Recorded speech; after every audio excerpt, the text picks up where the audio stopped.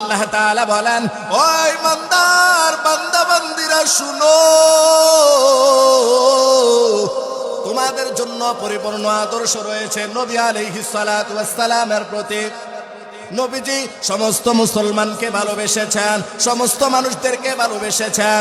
আমি আপনি যদি পরিপূর্ণ ইমানদার হতে চাই, আমি আপনি যদি সফলতা পেতে চাই, সফলতার চাবিকাঠি পেতে চাই, নবী আলাইহিস সালাতু ওয়াস সালাম যেভাবে মানুষদেরকে ভালোবেসেছে, মানুষ কোনটা কি পর্যায়ের সেটা ভেদাভেদ করে নাই, বরঞ্চ সকলকে ভালোবেসেছে। তাহলে আমার আপনার কাম্য হলো, আমার আপনার সফলতার চাবি হলো কাউকে কোনো কিছু দেখব না, বরঞ্চ যে যে পর্যায়ের হোক না কেন আমি সকলকে ভালোবেসে যাব। যদি আমার আপনার ভিতরে এই গুণটা না আসে, তাহলে আমি আপনি পরিপূর্ণ ইমানদার হতে পারবো না। মায়ার নবী, রহমতের নবী জানায়া দেন, عن أنس رضي الله تعالى عنه قال قال رسول الله صلى الله عليه وسلم لا يؤمن أحدكم حتى يحب لأخيه ما يحب لنفسه। বান্দা শুনো, তোমরা পরিপূর্ণ ইমানদার হতে পারবে না যতক্ষণ পর্যন্ত না তুমি নিজের জন্য যা পছন্দ করো, তুমি তোমার জন্য যা পছন্দ করো, তোমার ভাইয়ের জন্য যদি সেটা পছন্দ না করো, আল্লাহর নবী জানায়া দেন তুমি কখনো পরিপূর্ণ ইমানদার হতে পারবে না। যদি পরিপূর্ণ ইমানদার হতে চাও, তাহলে মায়ার নবী বলেন তুমি তোমার জন্য যেটা পছন্দ করো রে বান্দা, অপর ভাইয়ের জন্য সেটা পছন্দ করো। আমি পছন্দ করি আমার মান সম্মান নিয়ে আমি বেঁচে থাকি, আমার পছন্দ হয়, আমার কাম্য হয়, আমার ধন সম্পদ হোক, বিল্ডিং হোক, দালান কোঠা হোক, আমার প্রত্যেকটা ক্ষেত্রে উন্নতি হোক, আমার ব্যবসায় বরকত হোক, আমার টাকা পয়সায় হোক, আমার প্রত্যেকটা ক্ষেত্রে তারাক্কি হোক। এটা আমার তাকাজা, এটা আমার চাহাত, এটা আমার চাহিদা।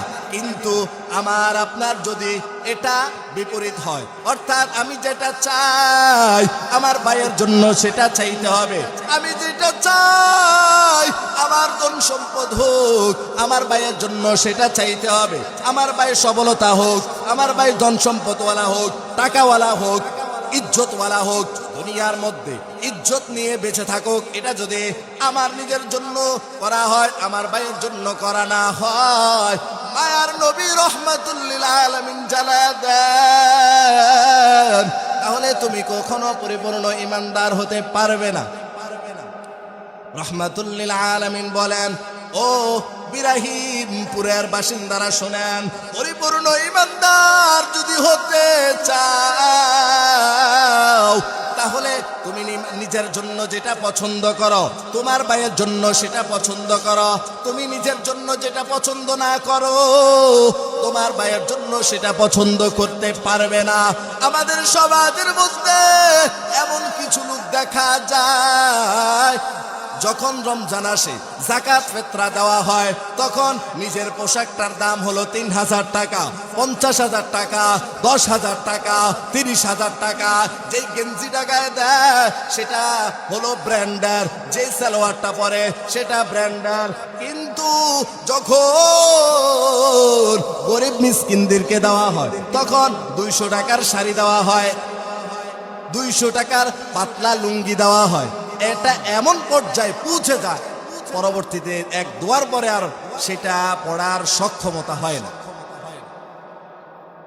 এই কারণে মায়ার নবী রহমাতুল লিল আলামিন বলেন, যদি পরিপূর্ণ ইমানদার হতে চাও, তাহলে তুমি নিজের জন্য যেটা পছন্দ করো, তোমার ভাইয়ের জন্য সেটা পছন্দ করো। তুমি যেটা নিজের জন্য পছন্দ না করো, তোমার ভাইয়ের জন্য সেটা পছন্দ করতে পারবা না। মায়ার নবী রহমাতুল লিল আলামিন মুসলিম শরীফের আরেক হাদিসের মধ্যে বলেন, লা ইউমিনু আহাদুকুম হাত্তা ইউহিব্বা লিজারিহি মা ইউহিব্বু লিনাফসিহি। ও ইমানদারওয়ালা বন্ধুগণ শুনো, তোমরা তোমরা কখনো পরিপূর্ণ ইমানদার হতে পারবে না যতক্ষণ পর্যন্ত না তোমার প্রতিবেশীর জন্য তুমি সেটা পছন্দ না করো যা তোমার নিজের জন্য পছন্দ করো। মায়ার নবী রহমাতুল লিল আলামিন বলেন, তুমি নিজের জন্য যেটা পছন্দ করো তোমার প্রতিবেশীর জন্য, তোমার চাচা, তোমার জেঠা, তোমার অপর কাকা, তোমার নিজের জন্য যেটা পছন্দ করো তাদের জন্য যদি সেটা পছন্দ না করো, তাহলে মায়ার নবী রহমাতুল লিল আলামিন বলেন, ও ইমানদারেরা শুনো, আমি তোমাদেরকে জানা দেই, তোমার প্রতিবেশীর কারণে তুমি যদি কষ্ট বোধ করো, ওই প্রতিবেশী সফল নয় যেই প্রতিবেশীর কারণে অন্য প্রতিবেশী কষ্ট পায়। আমরা দেখতে পাই বিভিন্ন প্রতিবেশীর কারণে অপর প্রতিবেশী বহু কষ্ট পায়। যারা অন্য প্রতিবেশীকে কষ্ট দেয় নিজের জন্য ভালো মনে করে, আমার দালান কোঠা হোক, আমার বিল্ডিং হোক, আমার গাড়ি বাড়ি হোক, আমার সম্পদ হোক, আমার এই সেই হোক, আমার প্রতিবেশীর যেন না হয়। যারা এই সমস্ত কাম্য করে মায়ার নবী রহমাতুল লিল আলামিন বলেন, তারা কখনো সফলতার চাবিকাঠি পাবে না, তারা পরিপূর্ণ ইমানদার হতে পারবে না। মায়ার নবী বলেন, তুমি যেটা পছন্দ করো, তোমার নিজের জন্য যেটা পছন্দ করো, তোমার অপর ভাইয়ের জন্য সেটা পছন্দ করতে হবে, তাহলে পরিপূর্ণ ইমানদার হওয়া যাবে। মায়ার নবী বলেন, তুমি যেটা নিজের জন্য পছন্দ করো তোমার প্রতিবেশীর জন্য সেটা পছন্দ করতে হবে, তাহলে তুমি ইমানদার হতে পারবে। আর যদি পরিপূর্ণ ইমানদার হয়ে যাও তাহলে দুনিয়াতেও সফল, আখিরাতেও সফল। দুনিয়াতে সফলতা এবং আখিরাতে সফলতা তোমার কপালে জুটবে। আর যদি তুমি তোমার নিজের জন্য যেটা পছন্দ করো, তোমার ভাইয়ের জন্য যদি সেটা পছন্দ না করো, তোমার প্রতিবেশীর জন্য সেটা যদি পছন্দ না করো, মায়ার নবী রহমাতুল লিল আলামিন জানায়া দেন, ও ইব্রাহিমপুরের মুসলমান শুনো, মায়ার নবী বলেন, তাহলে তুমি সফলতার চাবিকাঠি দেখবে না। এখন কথা হলো, কিভাবে আমাদের পরস্পরের মধ্যে মিল মুহাব্বত কায়েম হবে? পরস্পরের মধ্যে যদি মিল মুহাব্বত কায়েম না হয়, মায়ার নবী রহমাতুল লিল আলামিন জানায়া দেন, তাহলে তুমি জান্নাতে দাখিল হতে পারবে না, জান্নাতে প্রবেশ করতে পারবে না। তোমার পরস্পরের মধ্যে যদি ভালোবাসা, ভাতৃত্ব স্থাপন না হয়, মায়ার নবী বলেন, তুমি সফলতা হইলা না, তুমি জান্নাতে যাইতে পারবা না।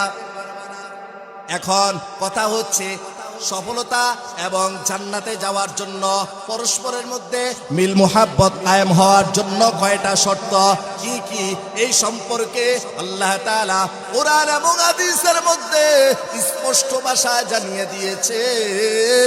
ও ইব্রাহিমপুরের মুসলমান, আল্লাহ তাআলা এবং রহমাতুল লিল আলামিন হাদিসের মধ্যে তিনটা ভাষ্য বলে দিয়েছেন, আমলের কথা বলে দিয়েছেন। কোরআন এবং হাদিসের মধ্যে তিনটা আমলের কথা বলে দিয়েছেন। আমি আপনি যদি ওই তিনটা আমল করতে পারি, তাহলে মায়ার নবী রহমাতুল লিল আলামিন বলেন, তোমাদের পরস্পরের মধ্যে ভালোবাসা কায়েম হয়ে যাবে। তোমাদের পরস্পরের মধ্যে যে বাটা পড়েছে, যেই দূরত্ব সৃষ্টি হয়েছে, যে শত্রুতা পোষণ হয়েছে, মায়ার নবী বলেন, তোমরা যদি ওই তিনটা আমল করতে পারো, তাহলে তোমাদের সমস্ত সমস্যাগুলো দূর হয়ে ভাতৃত্ব স্থাপন কায়েম হয়ে যাবে। এক নাম্বার আমল, আল্লাহর নবী রহমাতুল লিল আলামিন মুসলিম শরীফের 3 নাম্বার হাদিসের মধ্যে স্পষ্ট ঘোষণা দিয়ে জানিয়ে দিয়েছেন, লা তাদখুলুনাল জান্নাতা হাত্তা তুমিনু ওয়া লা তুমিনু হাত্তা তাহাব্বু আওয়ালা আদুল্লুকুম আলা শাইইন ইদা ফাআলতুমুহু তাহাব্বতুম আফশুস সালাম বাইনাকুম। মায়ার নবী, রহমতের নবী জানায়া দেন তোমরা জান্নাতে প্রবেশ করতে পারবে না, জান্নাতে দাখিল হতে পারবে না হাত্তা তুমিনু, যতক্ষণ পর্যন্ত না তোমরা পরিপূর্ণ ঈমানদার না হও, ওয়ালা তুমিনু হাত্তা তাহাব্বু, আর তোমরা পরিপূর্ণ ঈমানদার হতে পারবে না যতক্ষণ না তোমাদের পরস্পরের মধ্যে ভালোবাসা ভ্রাতৃত্ব স্থাপন কায়েম না হয়, ভালোবাসা সৃষ্টি না হয়। একজন মুসলমান অপর মুসলমানের সাথে যদি ভালোবাসা কায়েম না হয়, মায়ার নবী রাহমাতুল লিল আলামিন বলেন তোমাদের পরস্পরের মধ্যে যদি ভালোবাসা কায়েম না হয় তাহলে তোমরা ঈমানদার হতে পারবে না। ঈমানদার যদি হতে চাও তাহলে তোমাদের পরস্পরের মধ্যে সমাজের একে অপরের সাথে ভালোবাসা কায়েম করতে হবে। যদি তোমরা এই ভালোবাসা কায়েম করতে পারো তাহলে সমাজটা স্বর্ণে রূপান্তরিত হয়ে যাবে। আর যদি ভালোবাসা কায়েম করতে না পারো, মায়ার নবী বলেন তোমাদের ওই সমাজটাও কলঙ্কিত হয়ে যাবে, টুকরা টুকরা হয়ে যাবে, জাজরা জাজরা হয়ে যাবে। এর কারণ কি রে বাবা?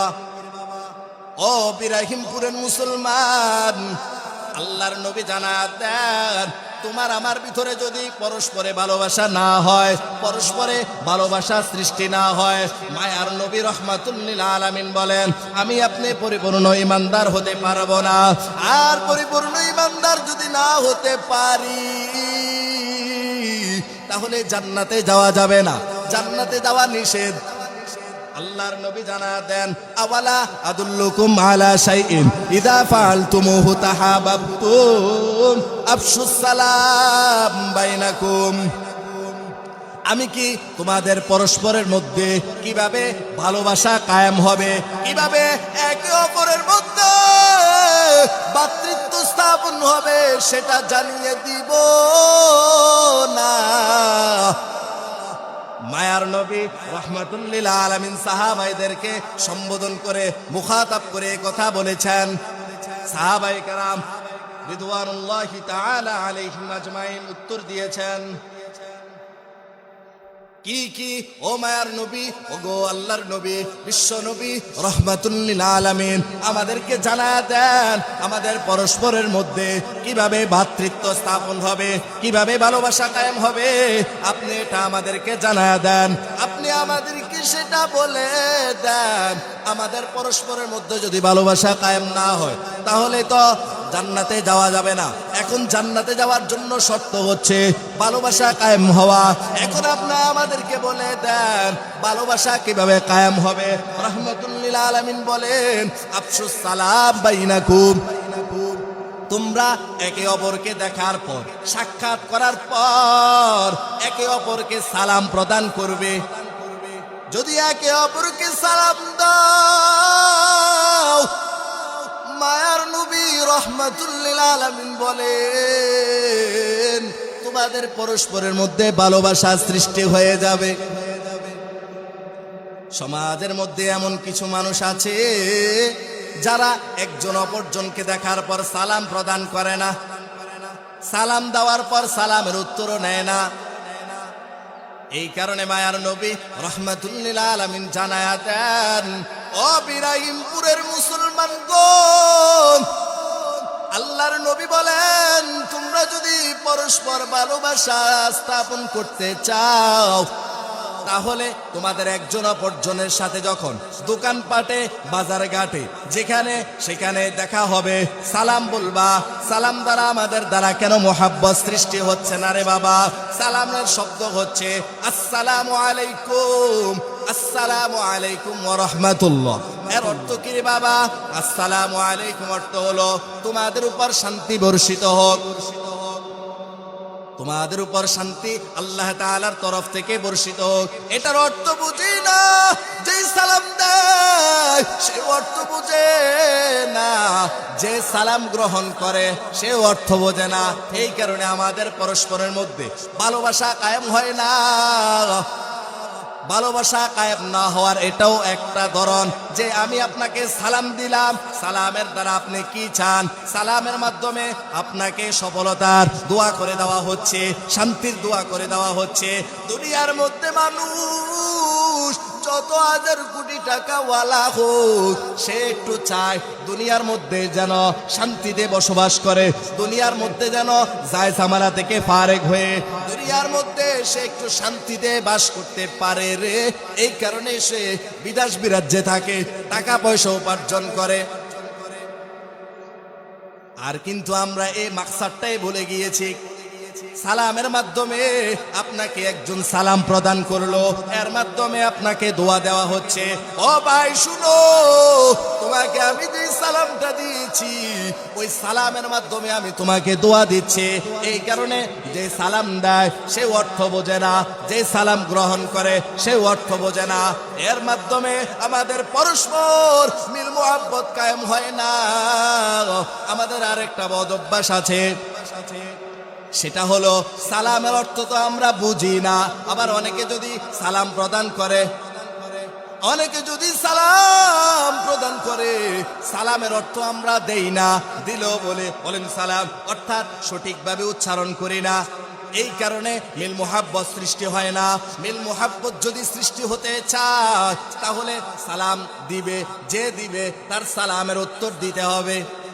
এই কারণে মায়ার নবী রাহমাতুল লিল আলামিন হাদিসের মধ্যে জানায়া দেন, তাকরাউস সালাম, সালাম যখন আপনাকে দিবে আপনি তাকে উত্তর শোনায়া দেওয়া ওয়াজিব। অর্থাৎ সালামের কেরাত হতে হবে। সালামের কেরাত যদি আপনি না পড়েন, অর্থাৎ কেরাত না পড়লে যেমন নামাজ হয় না, নামাজ শুদ্ধ হওয়ার জন্য শর্ত হলো কেরাত সহি শুদ্ধ পড়তে হবে, মুখে উচ্চারণ করতে হবে। ঠিক তদ্রুপ আমার আপনার সালাম যদি শুদ্ধ হতে চায়, আমার আপনার ভিতরে যদি মিল মুহাব্বত কায়েম হতে চায়, তাহলে আমি আপনি সালাম দিতে হবে।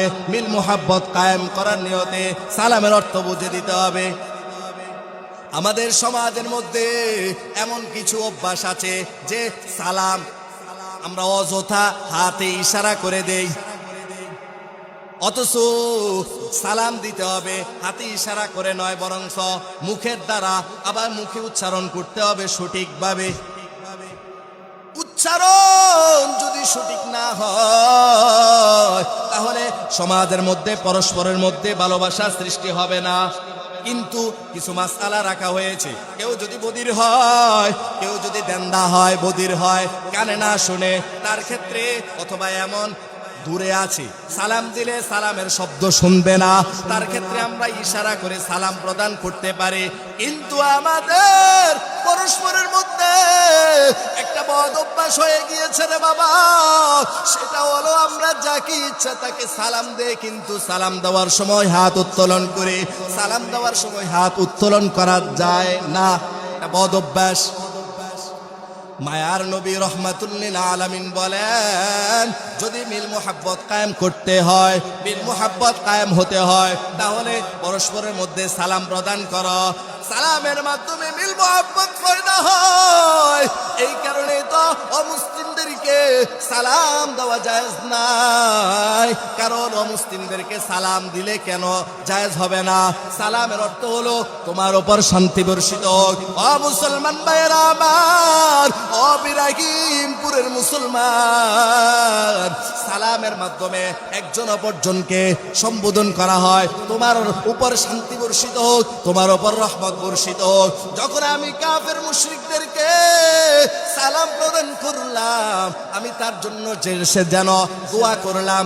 এই কারণে রাহমাতুল লিল আলামিন বলেন, কাফেরদেরকে সালাম দেওয়া জায়েজ নাই। যদি আপনি আমি এমন কোন পজিশনে পড়ে যায় যে কোন ইহুদি খ্রিস্টান বেদিনদের কর্মক্ষেত্রে করে, তাদের অফিসে চাকরি বাকরি করে, এই ক্ষেত্রে তাদেরকে বিভিন্ন বিষয়ে অভিবাদন করতে হয়, মায়ার নবী রাহমাতুল লিল আলামিন বলেন তারপরে সালাম দেওয়া যায় নাই। কি করবা? তাদেরকে বলবা গুড ইভিনিং, গুড মর্নিং, এই বিভিন্ন শব্দ দ্বারা তাদেরকে সম্বোধন করে খুশি করবা। তারপরেও সালাম দেওয়া জায়েজ হবে না। মায়ার নবী রাহমাতুল লিল আলামিন বলেন, যদি পরস্পরের মধ্যে মিল মুহাব্বত কায়েম হতে চাও, যদি পরস্পরের মধ্যে সমাজের মধ্যে শান্তি আনতে চাও, তাহলে সালামের আদান প্রদান করো। সালাম এমন একটা যন্ত্র, তুমি যদি সালাম প্রদান করো রে বাবা, তোমার যত গুরু শত্রুই হোক না কেন, সালামের মাধ্যমে আমার আপনার মধ্যে যত গুরু শত্রু হোক না কেন, মিল মোহাব্বত কায়েম হয়ে যাবে। এই কারণে ইহুদি খ্রিস্টানেরা বেদিনেরা যদি সালাম প্রদান করে রে বাবা, তাহলে এই সালামের উত্তর দেওয়া জায়েজ নাই। তবে দুইটা পদ্ধতি শিক্ষা দেওয়া হয়েছে। একটা হলো যদি কোনো ইহুদি খ্রিস্টান নাস্তিক মুরতাদ বিধর্মীরা সালাম প্রদান করে, মায়ার নবী রাহমাতুল লিল আলামিন তার দুইটা পদ্ধতি শিক্ষা দিয়েছেন। একটা হলো ওয়া আলাইকুম বলবা, আসসালামু আলাইকুম অর্থ হলো তোমার উপর শান্তি বর্ষিত হোক। ওয়া আলাইকুম বলার দ্বারা তোমার উপরে সেটা আর বলা হলো না স্পষ্ট আকারে। দুই নাম্বার হলো মাথা নাড়ানো। তারপরেও কাফের মুশরিকদের সালামের উত্তর দেওয়া যাবে না। কাফের মুশরিকরা সম্পূর্ণভাবে ইহুদি খ্রিস্টানরা মুসলমানদের গুরু শত্রু। এই কারণে মায়ার নবী বলেন, তোমরা যখন সালাম দিবা দেখবা পরস্পরের মধ্যে, সমাজের মধ্যে, এলাকার মধ্যে, সমাজের মধ্যে, রাষ্ট্রের মধ্যে একে অপরকে যদি সালাম দাও মুহাব্বত কিভাবে কায়েম হয়ে যায়। এই কারণে পরস্পরের মধ্যে যদি ভালোবাসা ভাতৃত্ব স্থাপন করতে চাও, মায়ার নবী বলেন 1 নাম্বার একে অপরকে সালাম প্রদান করো। দেখবা সমাজটা, এলাকাটা, দেশটা কত উন্নত পর্যায়ে চলে যায়। 2 নাম্বার পরস্পরের মধ্যে ভালোবাসা যদি কায়েম হতে চায়, পরস্পরের মধ্যে যদি ভালোবাসা কায়েম হতে চাও, মায়ার নবী বলেন 2 নাম্বার আমল হলো একে অপরকে হাদিয়া দাও। আল্লাহর নবী বলেন তাহাব্বু, একে অপরকে হাদিয়া দাও, একে অপরকে হাদিয়া দাও, মিল মুহাব্বত কায়েম হয়ে যাবে। আল্লাহর নবী মায়ার নবী রাহমাতুল লিল আলামিন জানায়া দেন, তাহাদাও ফাইনাল হাদিয়াতা তুযহিবু ওয়াহরাস সুদূর। যদি একজন অপরজনকে হাদিয়া দাও, তোমার ভিতরে যে গ্লানি পড়েছে, তুমি আরেকজনের মধ্যে শত্রুতা আছে রে বাবা, তুমি যদি তোমার ওই শত্রুকে হাদিয়া প্রদান করো, মায়ার নবী বলেন তোমার অন্তরের মধ্যে যেটা পাটা পড়েছে সেটা দূর হয়ে যাবে। অটোমেটিক তোমার আর ওর মধ্যে ভালোবাসা কায়েম হয়ে যাবে, ভাতৃত্ব স্থাপন হয়ে যাবে। বর্তমানে এর মধ্যে আমরা দেখতে পাই বিবাহের অনুষ্ঠানের মধ্যে, বিভিন্ন ওলিমার অনুষ্ঠানের মধ্যে, বিভিন্ন মুসলমানের অনুষ্ঠানের মধ্যে যে হাদিয়া দেওয়া হয়, এটাকে হাদিয়া বলে না, এটারে ফাইজলামি কয়। খাবায় আবার টিয়াও নেয়, টেবিল একটা বিছায় রাখে ভিক্ষুকের মতো, আছে না? এগুলার হাদিয়া বলে না। শ্বশুর বাড়ি থেকে কিছু আনার জন্য ওই ফুতের বিবাহ, এখন মাইয়ার শ্বশুররে যদি কিছু না দেওয়া হয় তাহলে কি বলে, আরে আমার দিল না কিছু, লিখে রাখে কতটুকু দিছে, দেওয়ার পরে সেটা আবার ওই রিপ্লাই দিয়ে দেয়, এটার হাদিয়া বলে না। আবার ওলিমার সময় কি করে, টেবিল একটা সামনে দিয়ে রাখে, দেওয়ার পর যারা আসে খাবার খাওয়ার জন্য সবাইরে দাওয়াত দেয়। অনেক ওলিমার মধ্যে এমন আছে যারা গরিবদেরকে দাওয়াত দেয় না, বরং শুধুমাত্র গরিব নয় বড় লোকদেরকে দাওয়াত দেয়। আবার গরিবদেরকে দাওয়াত দেওয়ার পরও শর্ত রাখে, সিটি করে দেয় যে এত টাকা দিতে হবে, কাপড় দিতে হবে, এই দিতে হবে, সেই দিতে হবে। গরিবরা যখন এই সমস্ত জিনিস দিতে পারে না, এই কারণে তারা দাওয়াতও খাইতে পারে। এটা হলো ওলিমা এবং মুসলমান এরই একটা জারগামি শুরু হয়েছে এখন। এগুলো সমস্ত কুসংস্কার যদি আমরা বাদ দিতে পারি তাহলে আমাদের সমাজটা অনেক সুন্দর হবে।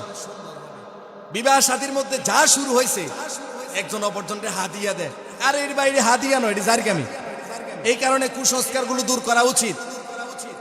আবার আমরা অনেক ইমাম সাহেব খতিব সাহেবকে দাওয়াত দিয়ে ঘরে নিয়ে যাই, এখন ভাবি আরে খতিব সাহেব আইছে, একটু দোয়া করাইতে হইব, মিলাদ শরীফ পড়াইতে হইব, ইয়া নবী সালাম আলাইকা এই কুসুম শরীফ পড়তে হইব। পড়ার পরে আরে এত কষ্ট করছে, এখন যদি 100 টাকা হাতে না দেয়, হাদিয়া কই সালাই দেয়, এটাও হাদিয়া হইতো না। হাদিয়া হওয়ার জন্য শর্ত হলো নিঃস্বার্থভাবে দিতে হবে। আমার এটার ভিতরে কোনো স্বার্থ থাকবে না। আমি স্বার্থ হাসিল করার জন্য ইমাম সাহেব খতিব সাহেবকে নিলাম, নেওয়ার পর মিলাদ পড়াইলাম, ইয়া নবী সালাম আলাইকা, এডি সমস্ত কুসংস্কারটি পড়লাম। পড়ার পর আমি তারা হাদিয়া দিলাম 100 টাকা। এটা হাদিয়া ন, এটা আপনি বিনিময় নিছেন। আপনার উদ্দেশ্য ছিল আর আব্বাল্লাহ দোয়া করব, আমরা আত্মীয় স্বজনেরা দোয়া করব। এই কারণে হাদিয়া থাকতে হবে নিঃশর্তভাবে। আবার অনেকে বিভিন্ন অফিস আদালতের বসদেরকে হাদিয়া দেয়। কি কারণে? ভবিষ্যতে কোনো কাজ করার উদ্যোগ, ভবিষ্যতে কোনো কাজ যেন সংগঠিত হয়, এই উদ্দেশ্যেই কোনো অফিস আদালতের বসকে দেওয়া হয়। এটা সম্পূর্ণভাবে ঘুষ, এটা জায়েজ নাই। এই কারণে হাদিয়া দিব আমরা নিঃসংকোচভাবে, নিঃস্বার্থভাবে। মায়ার নবী রহমাতুল্লিল আলামিন বলেন, ইব্রাহিমপুরের মুসলমান, তোমাদের পরস্পরের মধ্যে যদি ভালোবাসা কায়েম হতে চায় তাহলে তোমরা মাঝে মাঝে ইমামদেরকে হাদিয়া দাও নিঃস্বার্থভাবে, খতিবদেরকে হাদিয়া দাও, আলেম ওলামাদেরকে হাদিয়া দাও, হুজুরদেরকে হাদিয়া দাও, পীর মাশায়েখদেরকে হাদিয়া দাও, মাদ্রাসায় হাদিয়া দাও, মসজিদে হাদিয়া দাও। দেখবারে মুসলমান পরস্পরের মধ্যে কিভাবে ভালোবাসা কায়েম হয়ে যাবে। এই কারণে রহমাতুল্লিল আলামিন বলেন, পরস্পরের মধ্যে যদি ভালোবাসা কায়েম করতে চাও তাহলে তুমি একজন অপরজনকে হাদিয়া দাও। 1 নাম্বার আমল হলো বেশি বেশি সালাম দেওয়া। তুমি যদি একজন অপরজনকে সালাম দাও, এমনি ভালোবাসা কায়েম হয়ে যাবে, ভ্রাতৃত্ব স্থাপন কায়েম হয়ে যাবে। তুমি যদি একজন অপরজনকে হাদিয়া দাও তাহলে এমনি দেখবা ভালোবাসা কায়েম হয়ে যাবে। মায়ার নবী রহমাতুল্লিল আলামিন এই 2টা আমলের কথা বলে দিয়েছেন। আল্লাহ তাআলা 3 নাম্বার আমলের কথা বলে দিয়েছেন সূরা সাজদার আস-সাজদার 36 নম্বর আয়াতের মধ্যে। আল্লাহ তাআলা বলেন, ইদফা বিল্লাতি হিয়া আহসান ফাইদাল্লাযী বাইনাকা ওয়া বাইনাহু আদাওয়াতুন কান্নাহু ওয়ালিয়্যুন হামীম। ইব্রাহিমপুরের মুসলমান, 3টা আমলের কথা ভালো করে ইয়াদ করে রাখো। আল্লাহ তাআলা বলেন, ভালোর মন্দ, ভালোর বদলা যদি মন্দের সার্ভিস দিতে পারো, না না না, মন্দের বদলা যদি ভালো সার্ভিস দাও তাহলে দেখবা একে অপরের মধ্যে ভালোবাসা কায়েম হয়ে যাবে। যেমন আল্লাহ তাআলা বলেন, ইদফা বিল্লাতি হিয়া আহসান, তোমরা যদি দফা করো ভালো ভালোকে মন্দের বদলায় তাহলে তোমাদের পরস্পরের মধ্যে ভালোবাসা সৃষ্টি হয়ে যাবে। মন্দের বদলা ভালো দ্বারা প্রতি উত্তর দাও তাহলে তোমাদের পরস্পরের মধ্যে ভালো হয়ে যাবে। কেমন নবী পাইলার যুবক, এই আমলগুলো বলে দিয়েছেন কেন? পরস্পরের মধ্যে ভালোবাসা সৃষ্টি হওয়ার জন্য। আমাদেরকে নবীজি ভালোবেসেছেন, আমাদের সমস্ত মানুষদেরকে ভালোবেসেছেন। এই কারণে আমরা যদি আশিকে রাসূল হইতে চাই, আমরা যদি পরিপূর্ণ ঈমানদার হতে চাই তাহলে আমাদের প্রত্যেকটা ক্ষেত্রে নবীজিকে ফলো করা উচিত। আল্লাহর নবী বলেন, লিকুল্লি নাবিয়্যিন দাওয়াতুন মুস্তাজাবাতুন বিহা ফি উম্মতি ওয়া ইন্নী ইখতিবাতু দাওয়াতি শাফাআতান লি উম্মতি।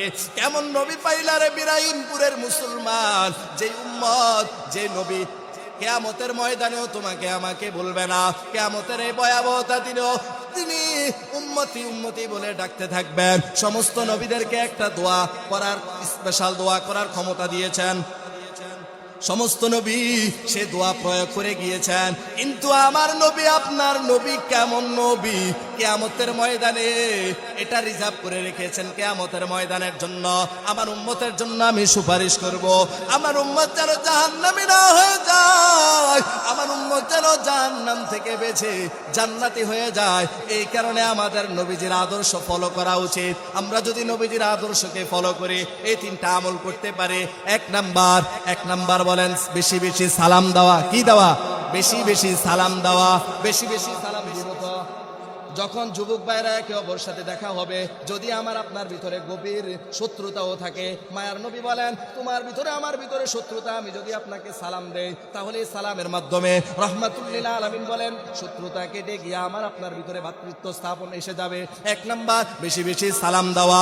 2 নাম্বার রে বাবা, মাঝে মাঝে হাদিয়া দিব, হাদিয়া দিব তো মাঝে মাঝে হাদিয়া দেওয়া। 3 নাম্বার মন্দের বদলা ভালো দ্বারা প্রতি উত্তর দেওয়া। আল্লাহ তাআলা আমাদেরকে এই কথাগুলোর উপর আমাকে আপনাদেরকে আমল করার তৌফিক দান করুক। ওয়া আখির দাওয়ানা আনিল হামদুলিল্লাহি রাব্বিল আলামিন।